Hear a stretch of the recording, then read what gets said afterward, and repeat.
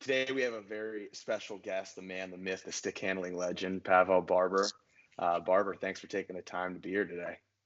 Yeah, happy to be here, man. Thanks for having me. Of course. And last we spoke, you were in the process of planning a move back to your hometown of Toronto. What was it like growing up in the hockey mecca of the world and playing in probably the most infamous youth hockey league there is in the world, the GTHL? Yeah, I loved it. No shortage of rinks, that's for sure. Free ice time in the wintertime on the outdoor rinks. The GTHL was a fantastic league for me. Spent the majority of the time on the North York Knights. We had a pretty solid team, great coaching. So can't complain there. Definitely something I miss, and one of the reasons I'm going back is just because hockey is just crazy down there.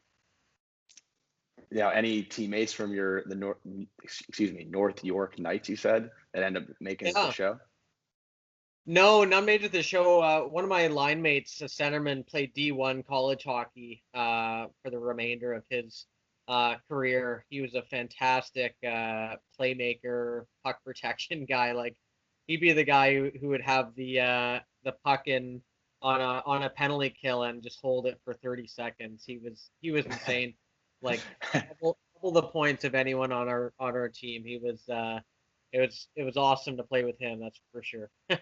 Yeah, it sounds like it. Aside from playing competitive ice and field hockey, did you play any other sports growing up? Yeah, lots of other sports. I played competitive baseball growing up in the summertime. I was playing quite quite a bit of ball hockey as well, and field hockey growing up, and then tennis. Tennis was my other big sport. I played probably after the age of 14. I was playing like 4 or 5 times a week. I just loved playing that sport. I was a guy who just loved playing all sports, loved to be active, have fun with my friends. So I don't think I'd have many friends if it wasn't for sports. Looking through my contact list in my phone, they're all people I've met through sports. So I love it. That's one of the beautiful parts of it, right? Um, Absolutely. is that something you recommend to the young players you work with, like playing other sports? Yeah, 100%. I think it just makes you a more well-rounded athlete.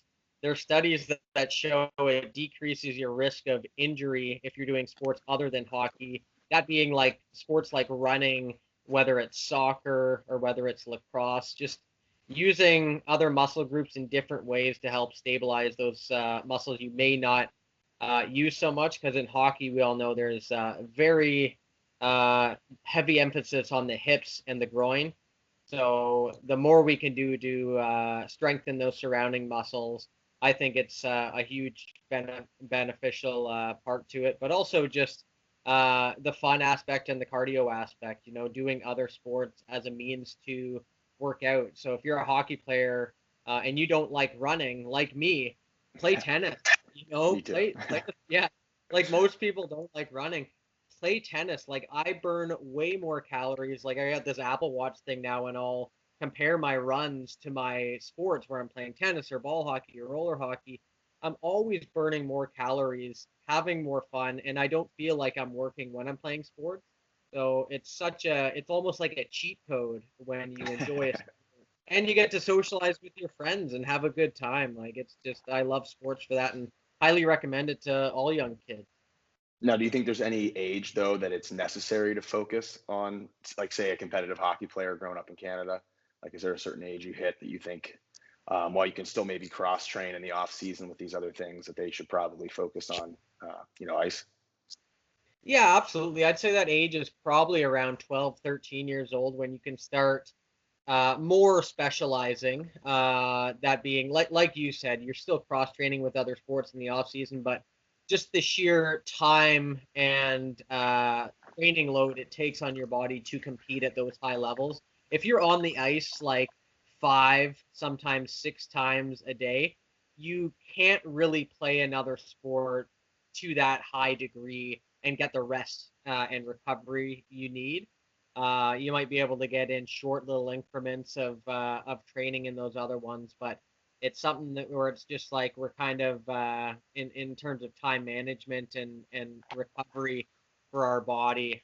There comes a time where you probably need to specialize quite a bit more, and I would say that'd be around maybe 12 or 13 age bracket there.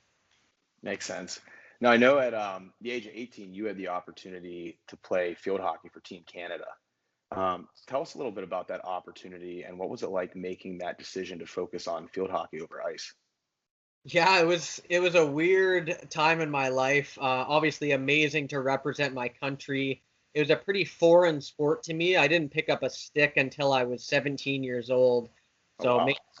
making the national team, that was I was 21, turning 22. So it was 5 years of intensive training and learning a new sport. I'd already played ball hockey, floorball, ice hockey, roller hockey, so I had that little bit of leverage. But it's quite a different sport when you really break it down. And I think the best thing about it was just the traveling. That's what really got it for me. It was like deciding whether to go keep playing ice hockey or field hockey. It was like I wasn't going to really go anywhere in ice hockey with where I was at. I still wanted to play ice hockey, but I wanted to represent my country, hopefully make the Olympics, and just travel and be able to play professionally at a sport. And field hockey had quite a bit of funding under it because it's an Olympic sport. So we got good government funding to support our training efforts and our travel schedules. So one of the best decisions I ever made was picking up that sport, but at the same time, choosing to quit 4 years later was probably the best decision too, because it allowed me to focus on what I really want to do, which is the hockey training aspect. Which leads me into one of my next questions. Like, when did you know you wanted to be a coach and train young players? Yeah, I honestly, it was one of these moments. I was teaching my friend, one of my best friends, Brandon Smith, on the ice, and we're just messing around. We're on the outdoor rink, and I'm watching him play, and we're doing some skills, and he's struggling with him, and I just go over to him, and I'm like, I want to help this guy. Like, he's one of my best friends, and I can see where he's going wrong, and I can see where I can help him. And then we make these minor tweaks, and then he's got it, and he was so excited to have this new move and all this stuff, and that's what really excited me initially.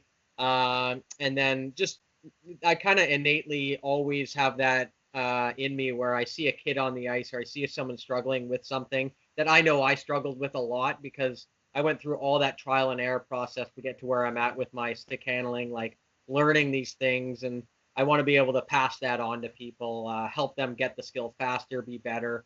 So being able to pass it on to a young kid is like the best feeling ever, because I mean, you can attest to this. Like, you look at 8-year-olds today, and like, my God, they would crush me. Like 8-year-old me back then in 1998. Like, they are head above heels, way better at all aspects of the game, and it's awesome to be able to help that next generation. Yeah, it's truly amazing some of the young skaters that Matt and I skate with that, like you said, 8 years old, they were better than I was at like 13, and they've got these unbelievable hands, probably a lot of it due to watching videos like yourself and, checking out the other stick handling wizard, Zach Bell, but, Yeah, and inspiring these young guys just to, be creative and work on it. yeah, I think that's a big thing too. It's just the amount of resources. Like, I'm one of thousands of great resources kids can use, whether it's for breaking down the game or skills development. There are so many great drill concepts, breakdowns of skill, IQ, like gameplay footage to help people. So like these kids are now able to scroll through a phone and get a bunch of drills. Like, I would have killed for that as a kid. Like, I was scouring YouTube, like typing in like stick handling drill. There was like three, like on, Right. like there was no for us back then. So I mean, today there's just so much out there for these kids, and then the training aids. Like, you can use a green biscuit on the pavement. Like, that alone I know. took it to a whole other level for these kids. That one was a game changer for sure. Yeah. I read a Sportsnet interview where you noted there were tons of power skating and shooting coaches, but the game lacked a lot of the stick handling coaches, even though you recognize the trend of puck handlers having a big impact in the NHL today. Why do you think stick handling was so overlooked prior? And do you think the coaching and the players have caught up to that? Yeah, great question. I think it was overlooked because we kind of had this idea in our minds back then that stick handling was like a finesse skill. It was like a showboat skill. It was a skill that could easily be stopped by a simple poke check, a simple hit, playing chest to chest.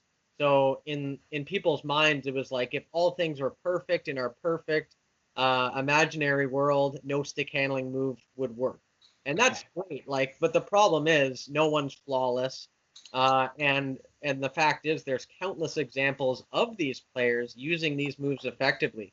So for me, it was about making the jump between when are these moves putting you in danger or being ineffective versus when are these moves being applied correctly and having good outcomes.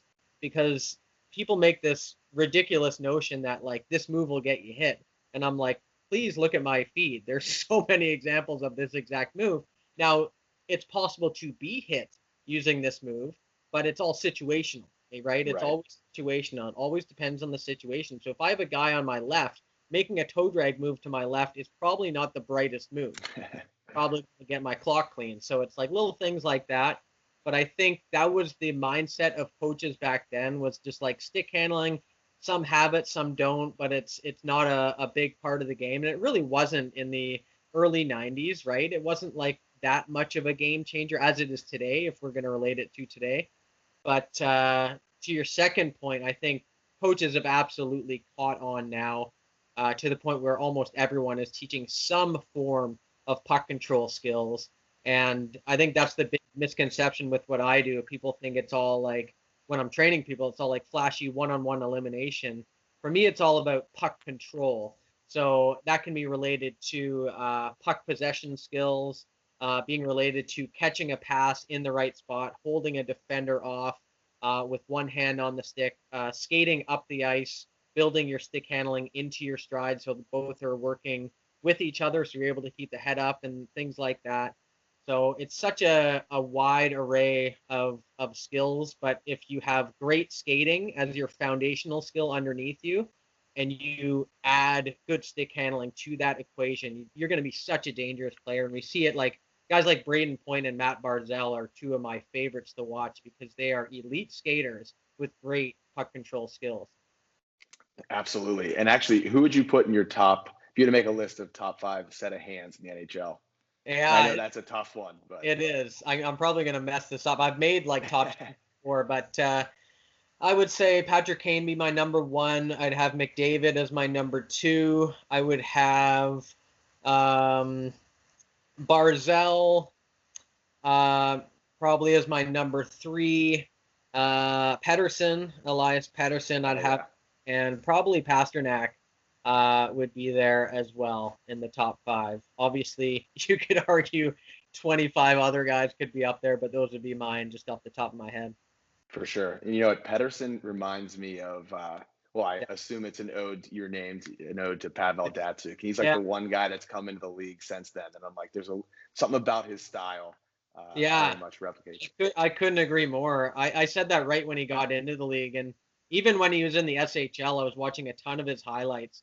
And I was like, man, like the stuff he's doing and his body language, it's like, it was clear that, I don't know if this is true, but it's almost clear to me that he was a huge Pavel Datsuk fan growing up. And he's one of the few players in the NHL that is like making so much space without doing too much. Right? He can look off a guy and Yeah, hardly miss the puck and break a guy's ankles, and that's something Datsuk was so well known for.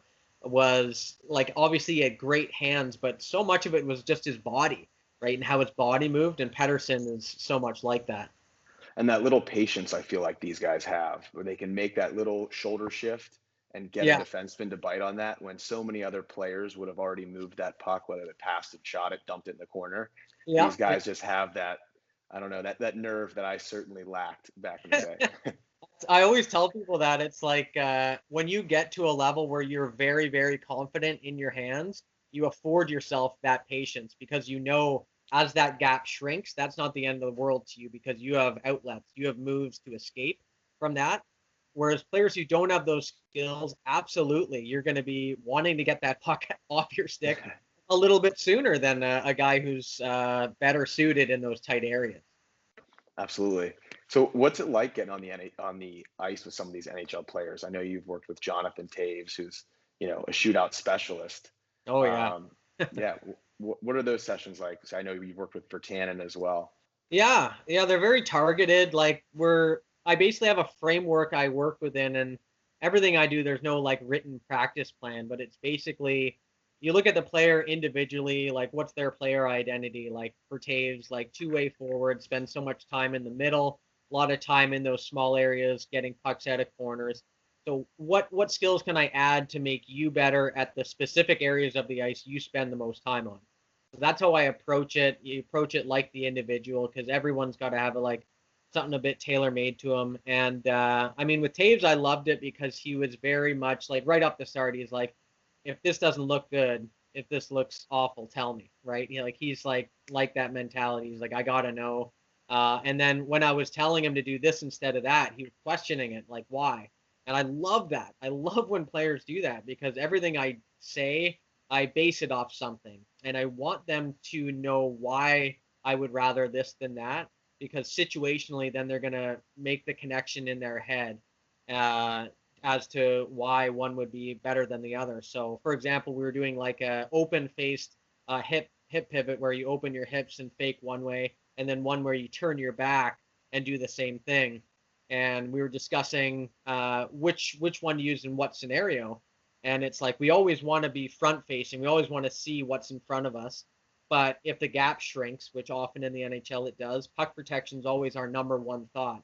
So that's when you would turn your back to do that. So that was one of the questions Taves asked me there. And it was just so great because it was like we're getting somewhere in this session. And I imagine obviously a practice with him is a little more targeted than maybe some of your youth players. So, but Oh, how does that change? So how do you approach maybe a session with one of your young guys compared to one of your professionals? yeah, a great question. So it's like with a young player, they're not pro, they don't have a specific role on a team. So we're trying to basically jam as many tools in their toolbox as possible, and we're doing it by priority. So it's like what are the basic fundamental skills? You look at where their baseline is, where they're skating and stick handling together. Do they have that? Okay, we can move on to the next step. So for them, it's like we're all about consistency, being able to control the puck at the heel, being able to control the puck off the body, keep the top hand a fair distance from the hip, and being able to scan around our body, looking with the puck, and then making moves in it's like synchronization with our edges. So when we fake right and then go left, the puck moves with the body at the same time without losing speed. Everything's efficient, everything's in control, and there's so many stages, but it's all kind of a progression, and we're not targeting anything with these kids. We're trying to give them that foundational skill, that baseline of skill that they can build on properly. And so much of the time they're high skill, but we have to go right back to the start because some of them are just like in tight to the body, or their heel's not aligned on the ice correctly and it's just jamming them the whole time. So sometimes you really do have to go back and revisit the basics, but obviously if you're proficient in stick handling, you're going to pick it up quite a bit faster anyway, even though you're going backwards a bit. Makes sense. Now, do you have a favorite age or skill level that you like working with? Yeah, I would say, I mean, for the younger demographic, I definitely enjoy the 10 to 12 range, just because they got their edges down quite a bit better. They've got that baseline of puck control down. They can keep the puck off their body a bit. And then it's about challenging them to scan the ice as they're doing it, do things with speed, focus on their body language more. The younger demograpic's a bit trickier. You got to be very, very patient when you're For sure. using like even using words like deception. Like I hardly use that with a young kid because they don't know what that means. It's like a big word, right, to these kids. So it's like you have to dumb it down, which is fine. It's like with the young kids, it's like, okay, well, where do you want the defender to go? Okay, so what do you think you need to look like to get him to think you're going there? Right. And I can say that same thing to a pro, right? It's like the same information you'd give a pro, but it's just dumbed down to something that they can understand and comprehend. But definitely as they get better, it's a bit more fun because you can push them quite a bit harder. um, and from your Instagram and YouTube footage, it looks like your hands are only getting better with age. You think that's fair to say, or are you peaked at any age at this point? Yeah, it's something I'm afraid of, peaking, but I definitely think I'm getting better with age. I don't think I had very good technically sound skills when I was younger, just because I didn't know what that was. You know, I Yeah. had okay hands, I guess, for that that time of existence, but as I started teaching and understanding and breaking down skills, that's where things really picked up for me, because I was like looking at the best in the world. I was looking within myself, like what did I feel built consistency better, and what new skills can I add to my arsenal. I've definitely felt that I've gotten more consistent with my skills. I can do them quicker. I can do them looking up and scanning better, and I can do more skills. So I think teaching is a big part of that. And when you teach, you have to learn a skill twice. That's basically how it works. So it's kind of a big benefit to be a coach, because you're forced to really, really meticulously break down a skill into a progression plan for these kids. So for you, whenever you do a skill, you're like really, really deeply thinking about what's going right, what's going wrong, and if it is going wrong, where and how can I fix it? I couldn't agree more. Ever since I've been coaching, I thought about how I wish I would have done this maybe in the summers of my college seasons, because all these little things, whenever you suddenly need to communicate it to somebody, and get really specific into the details, just things that were totally over my head back in my competitive days, I guess. Oh yeah, I think that's one of the things I tell kids too. It's like if you want to get better at a skill, I'd get the 10-year-olds to try and teach the 7-year-olds, right? Try to teach them just the basics of stick handling and see if you get choked up on any words or if you get choked up at any part of the instruction, and then analyze that. Ask questions, ask a coach or look at video, because that's what it does. Like when you teach, you're like, because I've been like, even for myself, like I say things and then I'm like, wait, is that right? And I'll go back and I'll watch video and I'll try it out and I'll be like, no, no, no, that's that's not right. And then you evolve your thinking and you pass that on. So it's really a great tool for kids to learn, is just to coach other kids. And as a stick handling coach, what are some of those core tips for a player looking to develop hands like yours? I mean, I know you already mentioned having that top hand out and away from the player's body, but what are some of those other core tips? Yeah, I would say really looking at the placement of the heel on the ice, and it's going to differ. Like some players do it differently. It's kind of measured by like the lie on your stick, basically. Mhm. But it's basically how high is your top hand. That's going to affect how the heel sits on the ice. Now, generally speaking, the heel is kind of on the ice and the toe's a little bit in the air. There's a little bit of space underneath the toe. What happens is when you rotate on the forehand, your full blade is on the ice.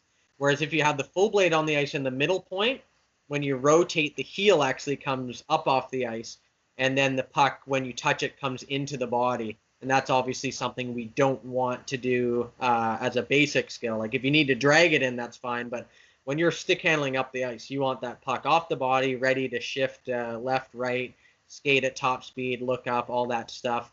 So that would be one of the basic skills. And then I would say the big thing I focus on is backhand. It's something a lot of coaches don't want to touch at the young ages. I fully disagree with that notion. I think earlier the better with backhand stuff. So just holding the puck and opening the blade so that you can go in a full circle without having to stick handle the puck or adjust it in any way. It's going to help you out so much in terms of puck protection, because on the backhand side, as you get older too, we have the benefit of extending our stick by releasing that free hand off the body and getting that one hand on the stick.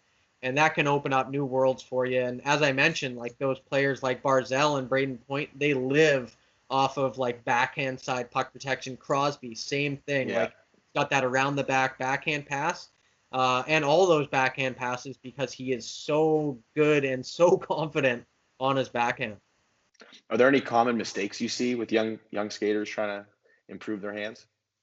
Yeah, the most common one is really just blade rotation. And, you know, when we're talking about stick handling, you're getting really technical with it. But basically, the main thing is over rotation. So when they're just doing basic side to side stick handles, whether it's those small ones or large, what you'll see a lot, especially on the forehand side as they go to the backhand, is they overdo it on the blade rotation, and it just makes them slower. It just makes them get to the puck slower, and they're doing work.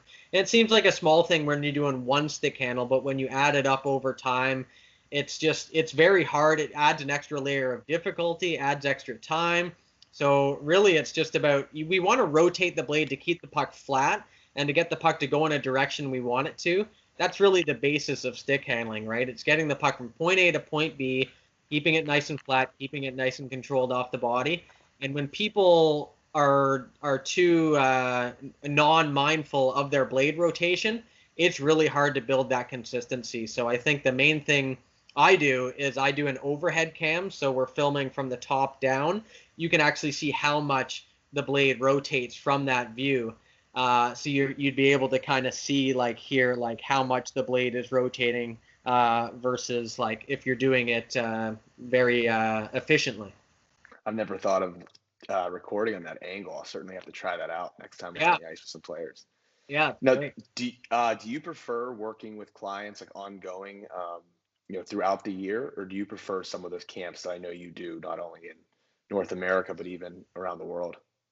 It's tough to say. I definitely like the individual connection to the kids because I'm able to get very specific. I'm able to really dig deep into where are their flaws, and I'm able to see their progression over time and really control things. Whereas when you get the big camps, you can't get individual, you can't get specific, which is fine, but it's just less of a connection. It's going to be not as efficient as a one-on-one session, of course. But I also love the camps because I'm able to reach more kids. I'm able to meet more of them. Some of them, are obviously fans of the channel or whatever it is, and some are just like kids who just love hockey and want to be exposed to new methods and build new skills, and I'm there for that. So that's the give and take. You get a small group versus a big group. Smaller groups, you can always have more impact, but obviously with the camps, you can reach more people, and both are fun. But I think definitely love the individual stuff more because I'm able to have more effect on them. Where have you all coached outside of the U.S. and Canada at this point? Because I know Yeah, you have some fans across the Pacific as well. yeah. No, I spent a lot of time in Asia, so I've been to Malaysia, I've been to Thailand, I've been to China twice, I've been to Japan, I've been to Sweden, and I've been to the Czech Republic. So getting around for sure. I think next stop I want to get to is Finland, but and Russia, of course. Pretty much anything's on the table for me. It's just got to work with my schedule because it's quite hectic when you get traveling. Sometimes I gotta be realistic with myself and be like, you gotta chill a little bit because I do want to be doing this for a long time, and I do want to love doing it for a long time. And sometimes when you get Right. overworked, it can drain you, and you never want that. So I'm definitely looking forward to reaching more places, though, and I'm honored that I have followers from more than just Canada and U.S. What was the hockey like in Thailand and China? Yeah, it's very different. I mean, they just don't know systems very well, which of course in a camp setting you don't notice too much until it comes for like the inter squad games or the scrimmages. But they're very it depends. Like Japan is so different from China and those other parts in Asia where Japan is just like hyper focused. Like I kid you not, like 7-year-olds, and you've taught like young ages before. Like it takes a while to get them in. It takes a while to get them to stop shooting pucks and talk. Japan, I'll blow the whistle, and you got a lineup of kids just. It was insane. The respect level and just you can see it in the culture. It's just like don't waste this coach's time. Respect the coach. Honor the time that we have. And we're here. We have 1 hour. We're going to use this full hour. Like that is their mentality. That's amazing. It was crazy. Like I was like shocked when I blew the whistle. They were there. Like they're bowing to you, and you're like, oh my god. Like I've never witnessed this before. And then like China's different. Like China was a little bit actually quite tough in one part to like gather the kids and stuff. They just like loved the sport and wanted to like go off and shoot pucks and stuff. But it's getting there. The skill level itself is obviously quite a bit lower than it is here. But that being said, me thinking hockey wasn't very big over there, seeing how skilled some of the kids were was very impressive given how small the sport was in those countries. That's awesome. I know it's something that I would love to go. I mean, we were fortunate last year we were in China, but not enough time to go see a local rink and maybe work with some young players. But that's definitely on the bucket list. Yeah, I know certainly a lot of these opportunities have presented themselves, not only because you're a great coach, but also you share a lot of your knowledge on your YouTube channel. What was your inspiration to create and share your first video? And was there any grander plan in mind when you shared that first video? Yeah, it's funny. There was no plan. Like this whole thing started as just a, I guess, passion project, and I always tell people I'd be doing this even if I had 100 subscribers. Like I love doing it. I love filming videos and having fun with my buddies and all this stuff, giving helpful tips. And the first video that we did was just set up a phone on a milk crate and just did shootout dangles against my buddy who was a goalie, and I was working at the University of British Columbia in between ice sessions, and we were just like, let's use this half an hour to film a fun video, and that was the first video I created. And a lot of those moves people hadn't seen before, like some of them I made up, some of them I saw elsewhere. So it got a good, I guess, a good reaction. Not many people were doing that stuff on YouTube at the time, certainly back then. So I guess, yeah, that's how it started. And as part of some of those dangles, I know, there's been some Michigans, or maybe even we should call that the Svechnikov here coming up. But you recently shared behind the scenes footage of you working with EA Sports on capturing footage of you doing both those moves. How did that partnership come about, and what was it like working on a video game that I imagine you played probably a lot growing up?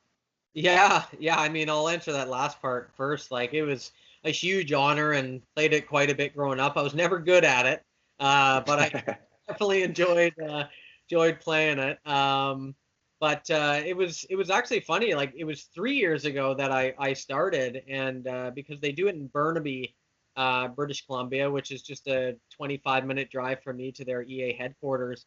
And I think a buddy had mentioned my name because they were like, we need motion capture people. And he's like, oh, my buddy Barber does all the stick handling stuff if you want to use him. And they're like, oh, great. Like, this was when they added the Datsuk move into the game. So I was the guy like going in and doing the pullback Datsuk move, and whatever they told me to do, I was like, let's do it. Like, I'm your guy. Like, let's go. It was so much fun. But this past year was especially fun because we added that Svechnikov move or Michigan and the Kucherov move, and it's really cool to get a behind the scenes look too, because you appreciate the level of difficulty those guys have in making a move appear in the game and work with the controllers, and a whole lot goes into it. So when you do see a move come out, like when I saw the first guy do the Michigan, I think it was Nasher on YouTube. I saw him do it. I was like, that looks sick. Like, it looks good, and it's cool to have a small part in that. Yeah, it's awesome. Now, did they already have exactly what they wanted you to do, or are they asking for any of your feedback or input Yeah, or anything? yeah. They actually asked for my like feedback, and they asked me to like put together a list of moves. A lot of those moves didn't go into the game because I had a lot of moves I wanted added to the game, and it was going to be way too much, of course. Again, it's like They're so. good till like NHL 26 by this Yeah, point with all those moves they have in inventory. exactly. Yeah. Hopefully, we'll see him in the next trickle in the next 5 years. But I think I brought 13 moves to the table that I thought could be in there, and we did end up adding the Svechnikov, the Kucherov move. We changed a few of the dekes a little bit, like the spinorama and the toe drag, just refining it. And my big thing was I wanted to get the backhand toe drag in there. That's one move that's just so prevalent over the past few years in the NHL. So hopefully in the next couple of years we'll have that, and I'll be working with them again. Yeah, that'll look pretty dirty in a video game. Um, at this point, do you think there's a distinction between the Michigan and the Svechnikov? I know this is a debate a couple of my buddies and I have, so I'd like you to settle the score. Yeah, I mean, just in terms of how the puck is picked up, they are very different. Obviously, the finishing is the same, but the way I tell people is the Michigan style, where you're bending down, you're pressing on the puck. It does take longer, and it is more obvious. So the way when you watch Svechnikov do it, when you watch Forsberg do it, it's hard when a goalie is looking over their shoulder, especially got the blind spot there at the puck, or if the puck is shielded by the net.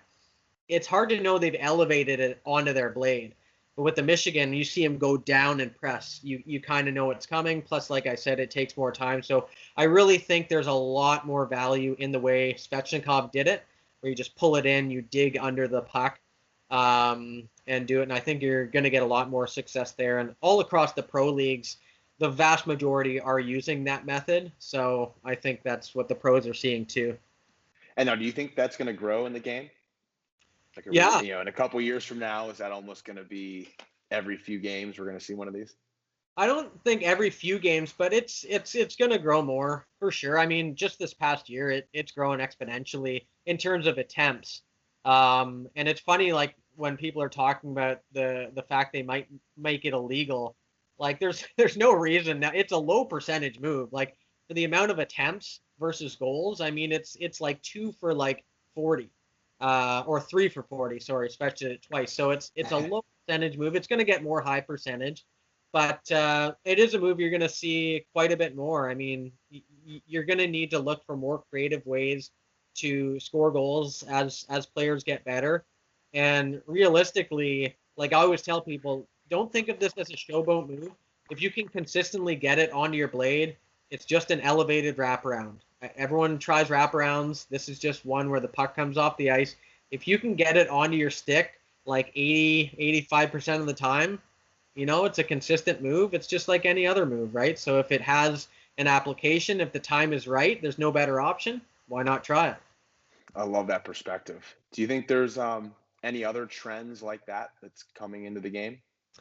Yeah, certainly the backhand toe drag between the legs move is becoming widely popular, and that's a move I really really love because it's a bit different than the forehand pull between the legs in that the backhand toe drag involves a fake pass. So you're faking to pass it Mm-hmm. laterally and you're redirecting that pass between your legs. You're getting the defender stick out of your way to block the pass, but you're also keeping that pass open. So if the defender shuts down on your side, you can just make that pass over. So it's a great move. You're seeing quite a bit more. Other than that, backhand toe drag in general is becoming more popular, like I mentioned, just on zone entries. Also, Quinn Hughes, watch him. He'll use the backhand toe drag to do a quick turn to keep the puck in tight to the body and get it to the forehand quick. So even on little transition moves and zone entries, you're seeing that backhand toe being used. And then the last one, something I've been trying to teach my pro clients and young players, is that wave in front of the puck. You watch Miro Heiskanen when he's entering the zone, he'll do it so much. He'll just wave in front to fake a pass over there, and then he'll shift and go there. It is very difficult to defend when you do it well. So I think that's going to make its way into the league quite a bit more. It's just kind of funny looking back, looking at the game now. Um, these are things that just weren't even part of it when we were growing up. And quite frankly, they were not even my radar. Besides the Michigan, of course. I mean, I remember when the Michigan actually happened and watching that on TV. But these other moves really just weren't on our radar. And now, like you said, they're getting pretty prevalent. And there's so many young players that are now being exposed to them and how to do them. Um, that I'm with you. I think these are moves that are going to be in our game for quite a while, and they do create some unique space and offensive opportunities for the player. Yeah, But absolutely. so are you? And I know you still love to play beer league. Are you just pulling these moves off left and right in beer league? Like at this point, how many Svechnikov goals do you have? Not too many, honestly. I've done it twice in like a low level like games or whatever it is. I don't get to play very much beer league just because of my travel schedule. So anytime a buddy needs a ringer, like I'm down to do it, and getting exercise, playing hockey, chilling with the boys, like count me in. I'm always down for that. Um, I have one really good skate that I go to in Vancouver. It's with the university team, their alumni. So guys who used to play on the team and some current players. playing this pickup game. That's what I really like, because it's challenging. Guys can play. Guys are making smart moves, and there it's like it's tough to make any moves. Like you hardly see any dangles out there, and that's what makes it special for me to kind of try these moves, see what works, see what doesn't, and really push myself. And to be able to go full tilt without feeling bad, right? It's like it's all playing at different levels and having to be like, all right, this guy can hardly skate, so I'll go 65% on him. And then it's like, oh, this guy can skate, I'll go like 90. Like it's just I never like doing that. I just want to play and compete for the puck, and at that skate, I'm able to actually do that. Yeah. Now, what's on the docket for you? What's next? I know you're, like you said, you're moving back to Toronto here soon. But Yeah, what can we expect from Pavel Barber coming up? yeah, I think the big move is the reason I'm doing it is like obviously I got like a ton of friends and family there.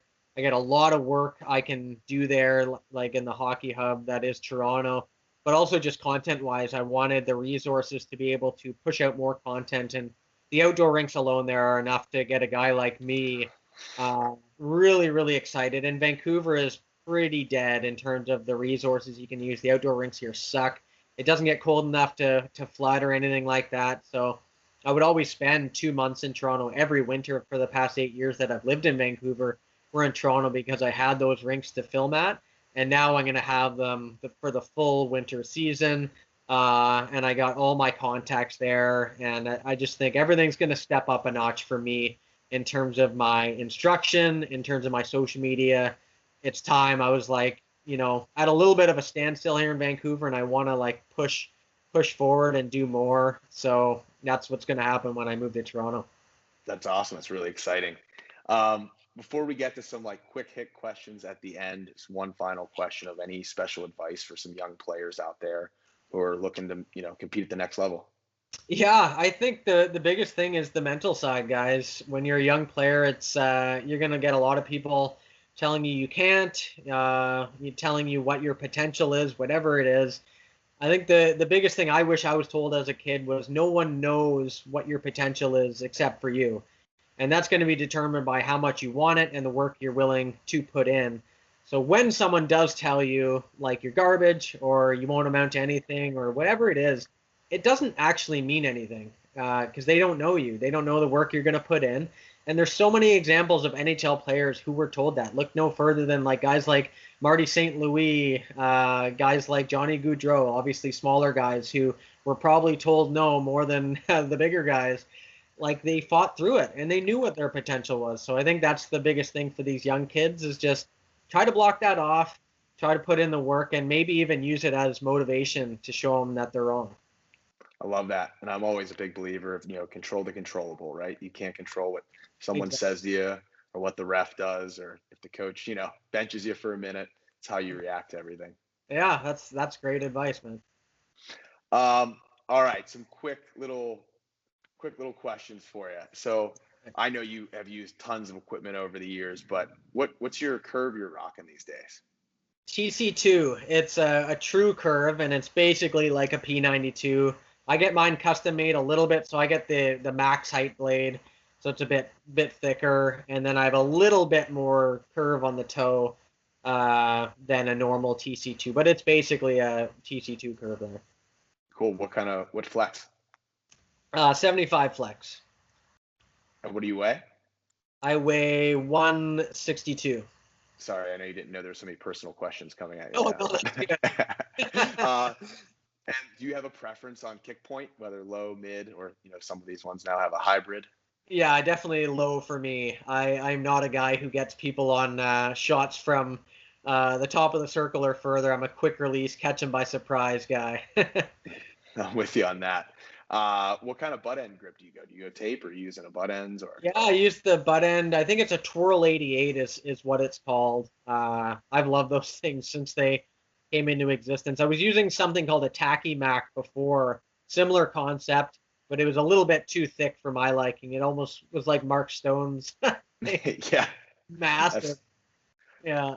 quite a knob he's rocking. Oh, Now, do you switch it up with white and black, or do you always stick one or the other? yeah, I have to be black. I don't know what it is. It's this mental thing in my head, and I'm usually not I'm not superstitious at all. I don't overthink things, but I need black tape on my blade for some reason. And you go regular width or the wide stuff?